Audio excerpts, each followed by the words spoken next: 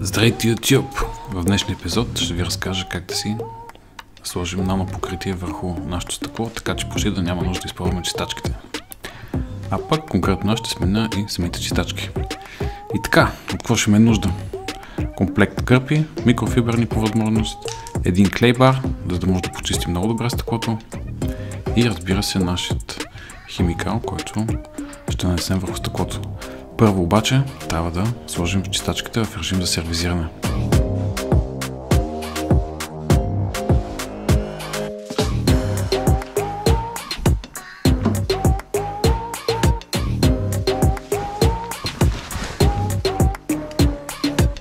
Как става това?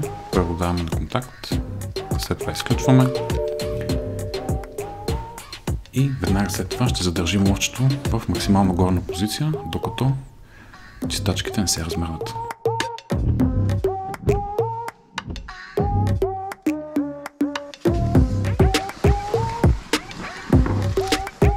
Както видяхте, те вече са в крайна горна позиция, което ни позволява да ги повдигнем изцяло.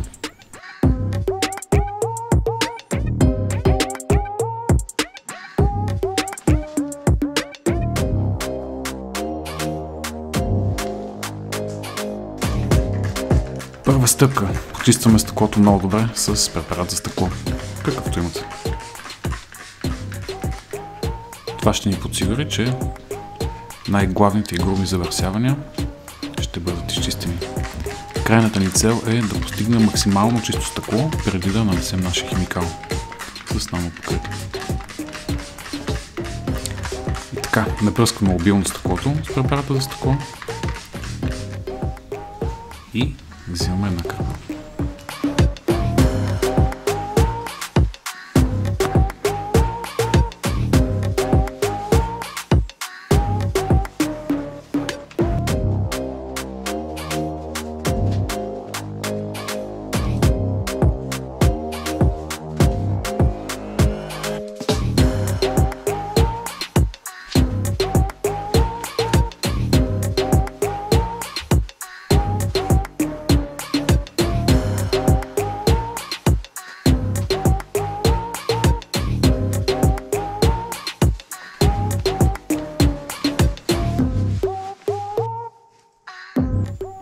След като сме направили едно грубо чистене, минаваме вече към чистенето с клейбара. За целта използваме по възможност топла вода в един поляризатор и започваме възвратно-постъпателни движения. Каква ни е целта? Какво въобще, защо използваме този пластилинно изглеждащ материал? Той всъщност, когато мине над финни песъчинки, които са се набили в стъклото, заради своята фрикция просто ги издърпва. Целта е, когато усетите, че стъклото на места става не толкова гладко, а по-грубо, там наблягате с клейбара, докато не започне усещането да бъде много гладко под него. Трудно е за вярване, но сами ще се убедите след това, когато го направите, колко всъщност е замърсен клейбара, въпреки че преди това сте изчистили идеално стъклото с химикал. На камерата не се виждат, но е пълно с песъчинки. Много е важно всеки път, когато прецените, че вече е достатъчно замърсен, да го намачкате, както мачкате пластилин, така че да може вътрешната част, която вече е по-чиста, да продължите с нея. Целта е, разбира се, да не се драска стъклото допълнително.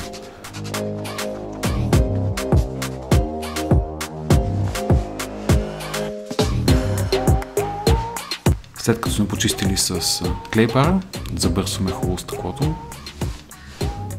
и го изчакваме да изсъхне.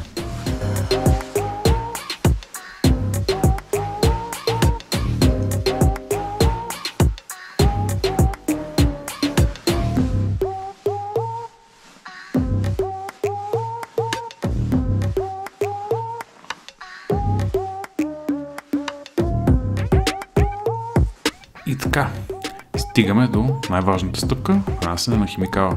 В нашия случай използваме Rain-X препарат, който е доста известен в Америка.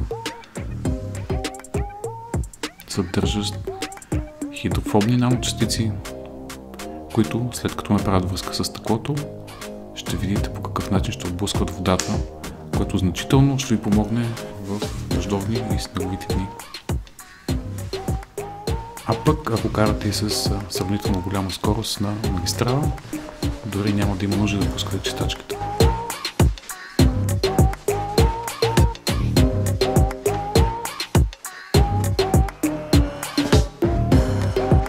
Нанасяме го с въртеливи движения. Той е доста летлив и дори само с едно напръскване върху парцала бихте могли да покриете цялото стъкло, но за всеки случай, тъй като бутилката е доста голяма, може да слагате повече от него. Аз лично възнамерявам да повторя процедурата 2 пъти за по-добър ефект. Какво правим в момента? Нанасяме цялото покритие и след това трябва да го изчакаме да изсъхне. А как ще разберем кога е готово? То ще стане леко замъглено, като процесът наподобява процеса на ваксиране. Както в момента е това, но всъщност когато използваме вакса. Ето, може би се вижда как вече е замъглено и когато вече е замъглено, чак тогава го забърсваме с друг чист парцал, който е сух. Докато не се получи изкараш блясък върху стъклото.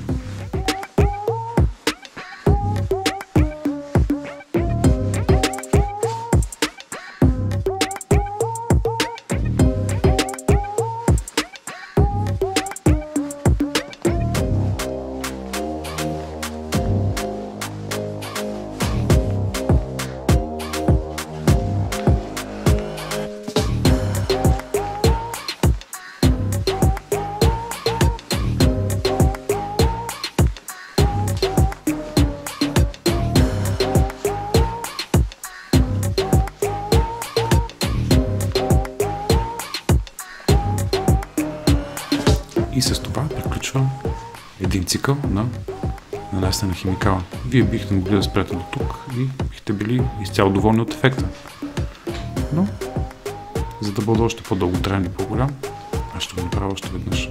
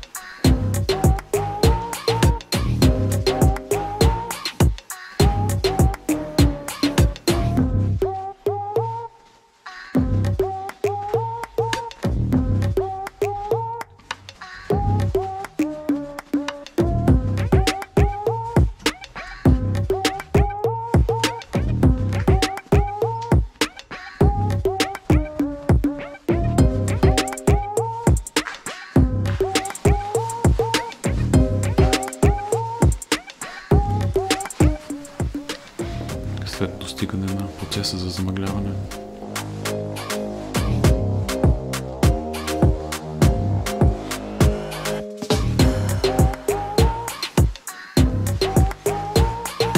И химикалът вече нанесен. По данни на производителя на опаковката пише, че ще ги държи до 6 месеца. Но отзивите в интернет за този продукт конкретно са, че издържи близо до година. Самата бутилка струва около 33 лева на българския пазар. Ще е достатъчно за множество пъти нанасяне, така че една бутилка би стигнала за няколко години редовна употреба.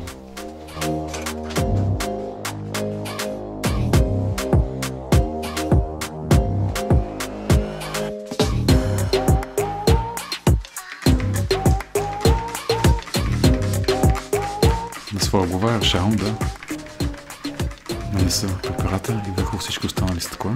Просто чисто любопитство да видя как ще бъде поведението в дъжди на тях. Макар да нямат стъчки. Процедурата, разбира се, е аналогична.